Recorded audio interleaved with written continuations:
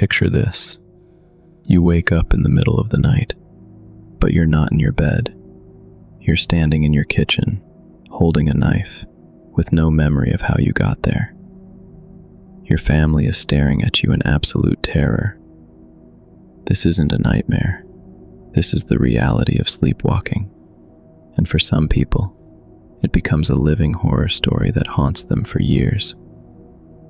What I'm about to share with you today will make you question everything you thought you knew about sleep. These aren't fictional tales designed to entertain you. These are documented, verified accounts of real people whose sleepwalking episodes turned into the stuff of nightmares. By the end of this video, you'll understand why sleepwalking isn't just a harmless quirk, but can become a terrifying condition that destroys lives, relationships, and in some cases, leads to consequences that are almost too horrific to believe. Before we dive into these chilling stories, let me ask you something. Have you ever woken up somewhere different from where you fell asleep? Have you ever found evidence that you were active during the night with no memory whatsoever? If so, you might want to pay extra attention to what's coming next, because sleepwalking is far more common and far more dangerous than most people realize. The human brain during sleep is supposed to be our sanctuary, our time to rest and recover. But for millions of people worldwide, sleep becomes a time when their conscious mind shuts down while their body continues to move, act, and sometimes commit acts that their waking self would never dream of doing. The medical term is somnambulism, but the reality is far more complex and frightening than any textbook definition could capture. What makes sleepwalking so terrifying isn't just the loss of control. It's the complete absence of memory. Imagine discovering that you've done something horrible, something that has changed lives forever, and having absolutely no recollection of it. Imagine trying to convince people, trying to convince yourself, that the person who committed those acts wasn't really you, even though all the evidence points directly to your involvement. The first story I'm going to share with you comes from a small town in Ohio, where a family's life was turned upside down by what started as seemingly innocent nighttime wandering. Sarah Mitchell was a 34-year-old mother of two who had experienced mild sleepwalking episodes since childhood. Her family had grown accustomed to finding her rearranging furniture or standing in doorways during the night. They'd gently guide her back to bed, and she'd wake up the next morning with no memory of the incident. But everything changed during a particularly stressful period in Sarah's life. She had recently started a demanding new job, and the family was dealing with financial pressures that kept her mind racing, even when she tried to sleep. Her sleepwalking episodes began to intensify, becoming more frequent and more complex in nature. The night that would haunt the Mitchell family forever started like any other. Sarah's husband, David, had gone to bed early after a long day at work. Their two children, ages 8 and 10, were sleeping peacefully in their rooms upstairs. Sarah had stayed up late, working on her laptop in the living room, trying to catch up on projects that seemed to multiply faster than she could complete them. Around 2 in the morning, exhaustion finally overtook her anxiety, and she fell asleep on the couch. What happened next was captured partially by the home security system they had recently installed, but the footage only tells part of the story, and perhaps that's for the best. At approximately 3:15 a.m., Sarah rose from the couch. The security footage shows her moving with the characteristic, rigid, purposeful gait of someone in a deep sleepwalking state. She walked to the kitchen, opened several cabinets, and began removing items. Cleaning supplies, dish soap, and most disturbingly, a container of drain cleaner. Here's where the story takes a turn that still gives investigators and sleep specialists chills. Sarah began mixing these chemicals together in a large bowl, creating a toxic combination that could have been lethal if ingested. The security camera captured her methodically stirring this mixture, her face completely blank, showing no sign of awareness or emotion. But Sarah wasn't done. She carried this bowl upstairs, moving with the same eerie purposefulness that characterizes complex sleepwalking episodes. She entered her children's bedroom and began attempting to wake her 8-year-old daughter, Emma. Fortunately for the Mitchell family, Emma was a light sleeper, and the unusual smell of the chemical mixture woke her immediately. The child's screams of confusion and fear woke everyone in the house. David rushed into the room to find his wife standing over their daughter with a bowl of toxic chemicals, her eyes open but completely vacant. The aftermath was devastating. Sarah had no memory of the incident whatsoever. When shown the security footage, she broke down completely, unable to comprehend that the person on the screen was her. Child Protective Services became involved, and the family was torn apart as questions arose about Sarah's fitness as a mother. Medical experts who studied the case confirmed that Sarah had been in a deep, sleepwalking state throughout the entire episode. Her brain patterns during sleep showed the characteristic signs of parasomnia, and there was no evidence of any conscious intent to harm her children.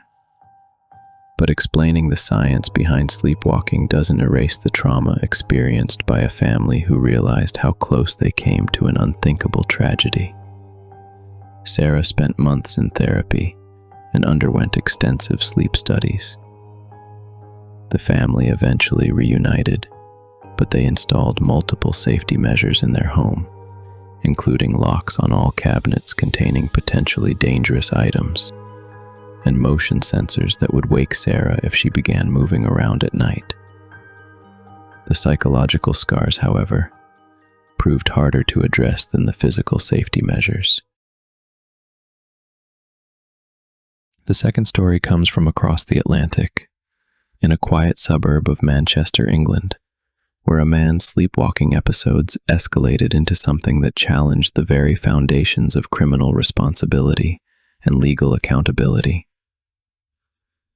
James Thornton was a 42-year-old accountant with no history of violence or aggressive behavior. Colleagues described him as mild-mannered, almost timid, someone who would apologize for taking up too much space in an elevator. James had experienced occasional sleepwalking since his teenage years, usually involving simple activities like walking to the kitchen or standing in the backyard. The incidents had become more frequent following his divorce, which had been particularly contentious and stressful. James was living alone in a small apartment, and neighbors occasionally reported seeing him in the building's common areas during late-night hours, though he always seemed confused when approached.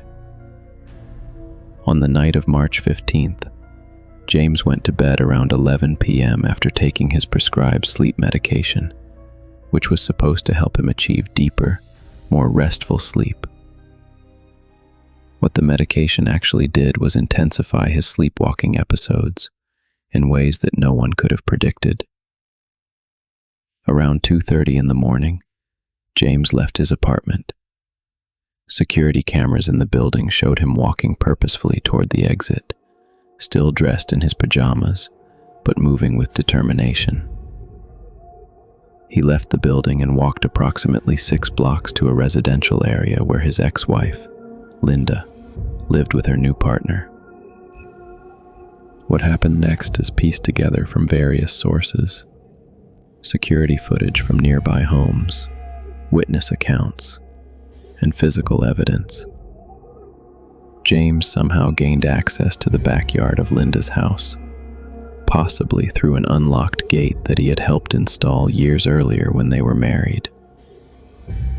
Linda's new partner, Marcus, heard sounds outside and went to investigate. He found James standing in the backyard, staring at the house with that characteristic vacant expression of deep sleepwalking. When Marcus approached and asked what James was doing there, James attacked him with shocking violence. The assault was brutal and sustained. Marcus suffered severe injuries, including broken ribs, a fractured skull, and internal bleeding that required emergency surgery. Neighbors called police after hearing the commotion, and James was arrested at the scene, covered in blood and completely confused about his whereabouts. The legal case that followed became a landmark in sleepwalking defense law. James had absolutely no memory of leaving his apartment, walking to his ex-wife's house, or attacking Marcus.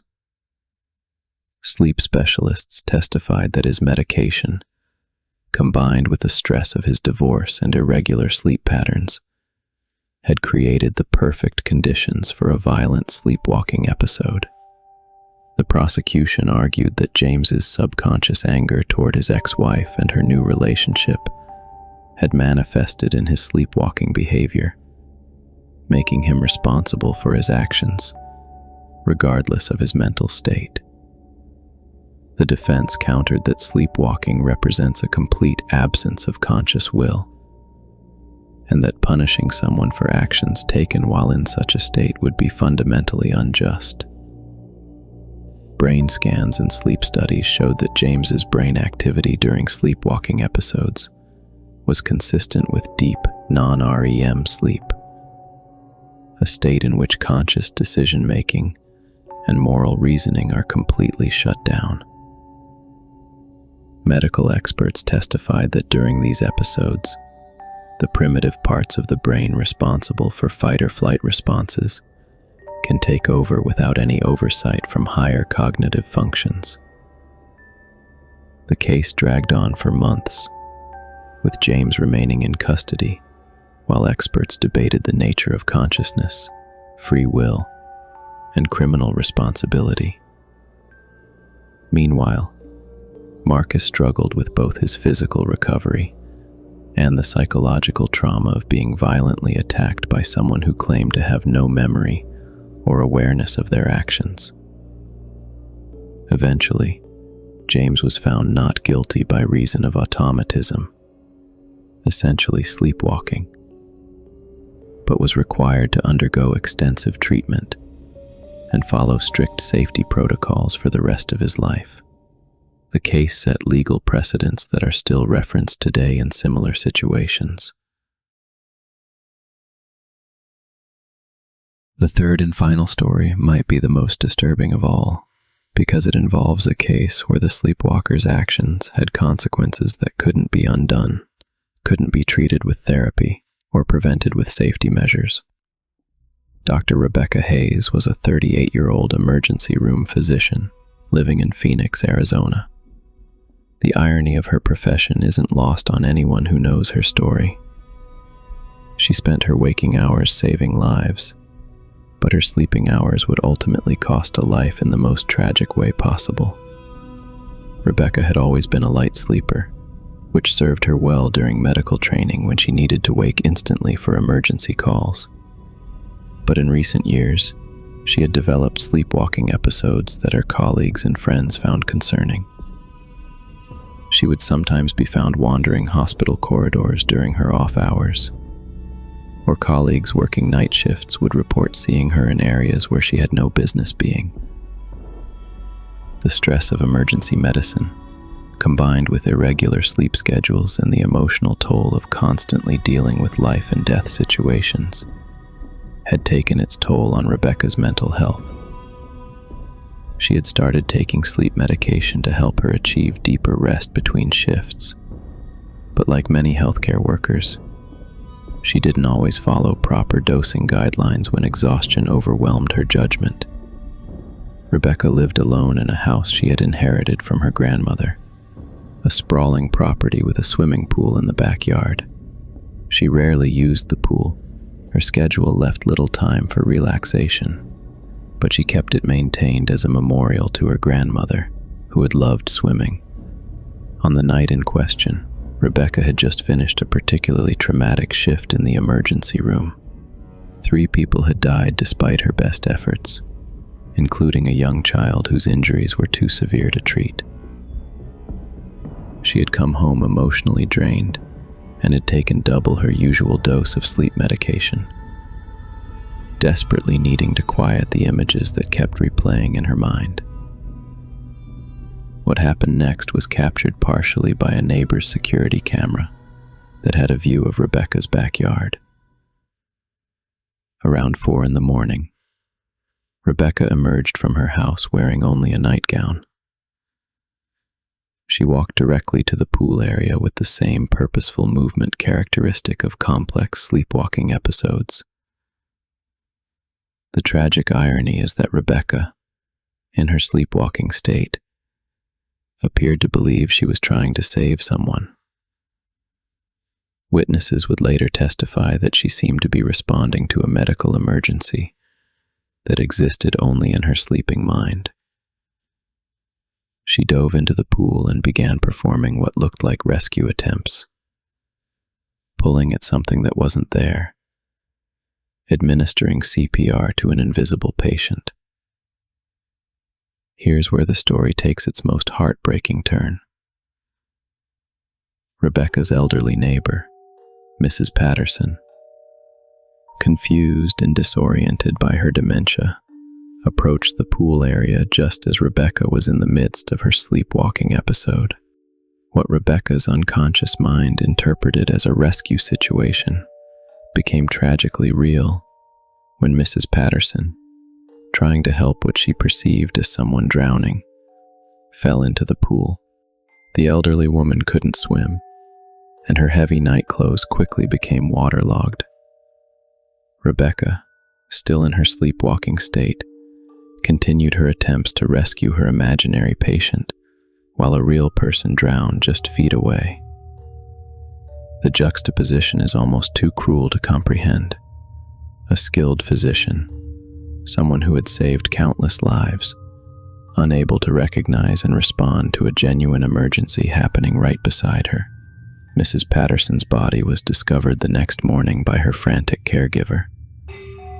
Rebecca was found sitting beside the pool, soaking wet, with no memory of entering the water or of anything that had occurred during the night. The investigation that followed was thorough and heartbreaking. Medical experts confirmed that Rebecca had been in a deep sleepwalking state throughout the incident. Her actions showed all the hallmarks of complex sleepwalking, including the incorporation of her professional training into her unconscious behavior. Sleep specialists testified that during such episodes, the brain can create elaborate scenarios that seem completely real to the sleepwalker, while remaining completely unaware of actual external events. The legal proceedings were complicated by questions of responsibility and negligence. While Rebecca had been sleepwalking, her decision to take double her prescribed medication could be seen as contributing to the tragedy.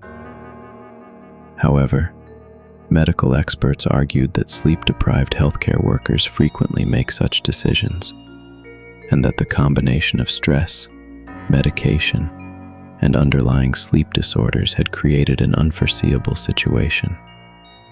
Rebecca was ultimately not charged criminally, but she faced civil lawsuits from Mrs. Patterson's family and professional sanctions from medical boards.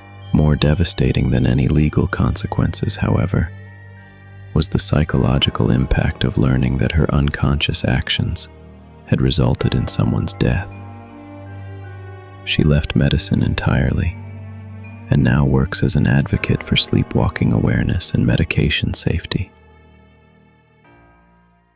These 3 stories illustrate the complex and terrifying reality of severe sleepwalking episodes. They challenge our understanding of consciousness, responsibility, and the very nature of human agency. Each case involved people who were, in their waking lives, caring individuals who would never intentionally harm anyone. Yet their sleeping minds created situations that led to trauma, violence, and tragedy. What makes these stories so unsettling isn't just their dramatic nature. It's how they highlight the vulnerability we all face when we sleep. Every night, we trust our unconscious minds to keep us safe, to maintain the boundaries between dreams and reality, between thought and action. For most people, this trust is well placed. But for those who experience severe sleepwalking, sleep becomes a time of potential danger, not just for themselves, but for everyone around them. The medical community continues to study sleepwalking, searching for better treatments and prevention methods. Current approaches include medication adjustments, stress management, sleep hygiene improvements, and in some cases, safety measures like door alarms and locked cabinets. But as these stories show, sometimes the most careful precautions aren't enough to prevent tragedy when the sleeping mind takes control. If you or someone you know experiences sleepwalking episodes, especially if they're becoming more frequent or complex, it's crucial to seek medical attention.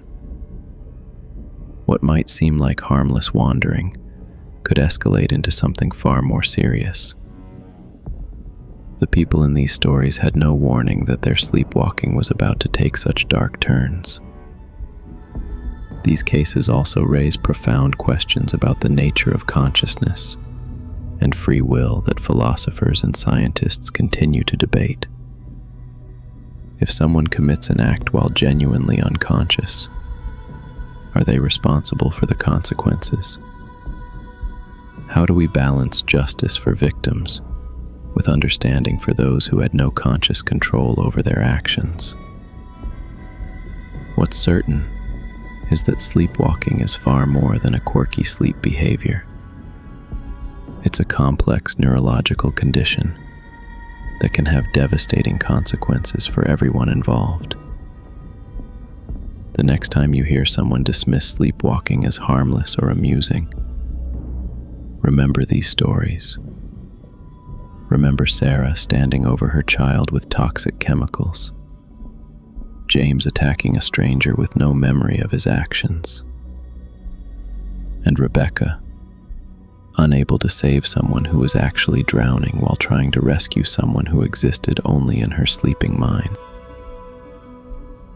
These stories serve as a reminder that the human mind, even in sleep, is capable of both incredible complexity and terrible tragedy. They show us that sometimes the most frightening monsters aren't hiding under our beds or in our closets. Sometimes they're hiding in the depths of our own unconscious minds, waiting for the right circumstances to emerge. Sweet dreams.